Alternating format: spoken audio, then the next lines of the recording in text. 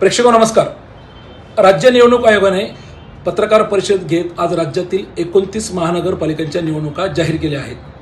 खरं तर ज्या निवडणुकांकडे संपूर्ण राज्यातील इच्छुक उमेदवार मतदार हे लक्ष लावून होते, कारण गेल्या 4 वर्षापासून अनेक महानगरपालिका अशा आहे की ज्या ठिकाणी प्रशासकीय कामकाज सुरू होतं. म्हणजे 2017ला ज्या निवडणुका झाल्या, 2017 ते 2022 साधारणतः 2022 मध्ये निवडणुका लागणं अपेक्षित होतं, परंतु 22 ते 25 असं काही ठिकाणी 3.5-4 वर्षाचा हा कार्यकाळ हा संपूर्ण प्रशासकीय राहिलेला आहे. आणि आज अखेर जवळपास या 4 वर्षानंतर आता ह्या महानगरपालिकांच्या निवडणुका राज्य निवडणूक आयोगाने आज पत्रकार परिषद घेत त्या ठिकाणी घोषित केलेल्या आहेत.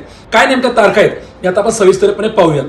तर यामध्ये सुरुवातीला आपण पाहतोय साधारणतः 23 डिसेंबर 2025 ते 30 डिसेंबर 2025 नाम निर्देशन पत्र या ठिकाणी स्वीकारले जातील. पुन्हा एकदा मी आपल्यासाठी सांगतोय, नाम निर्देश पत्र स्वीकारण्याची जी तारीख आहे ती साधारणतः 23 डिसेंबर 2025 ते 30 डिसेंबर 2025 ही राहील.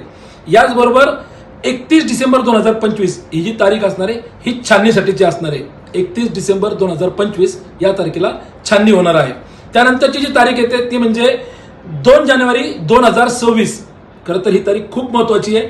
ही तारीख असणार आहे माघारीची, कारण निवडणूक रिंगणामध्ये किती उमेदवार त्या ठिकाणी राहिलेत हे खरं तर 2 जानेवारी 2026 नंतर चित्र स्पष्ट होणार आहे. 2 जानेवारी 2026 ही तारीख माघारीची असणार आहे. याचबरोबर आपण जर पाहतोय साधारणतः चिन्ह आणि अंतिम उमेदवार यादी जी निश्चित होणार आहे ती असणार आहे 3 जानेवारी. 3 जानेवारीला अंतिम उमेदवारी यादी, याचबरोबर उमेदवारांना चिन्ह वाटप हा दिवस असणार आहे. यानंतर खऱ्या अर्थाने मतदानाची जी तारीख येते, मतदानाची तारीख असणार आहे 15 जानेवारी 2026. मतदानाची जी तारीख असणार आहे ती 15 जानेवारी 2026 आणि 16 जानेवारी 2026 खरं तर हा निकालाचा दिवस असणार आहे. जो उमेदवार विजयी होईल त्याच्या अंगावर गुलाल पडण्याचा हा दिवस असणार आहे.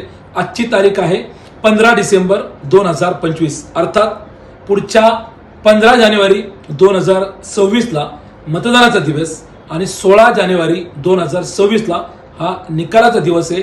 राज्य निवडणूक आयोगाने आज पत्रकार परिषद घेत हे स्पष्ट केलंय की आजपासून संबंधित महानगरपालिका क्षेत्रामध्ये आचारसंहिता ही लागू करण्यात आलेली आहे. त्यामुळे जे इच्छुक उमेदवार असतील त्यांनी आताच आपल्या पक्षांकडे त्या ठिकाणी त्याची धावाधाव होणार आहे. उमेदवारी मिळवण्यासाठी त्यांना प्रयत्न करावे लागणार आहे.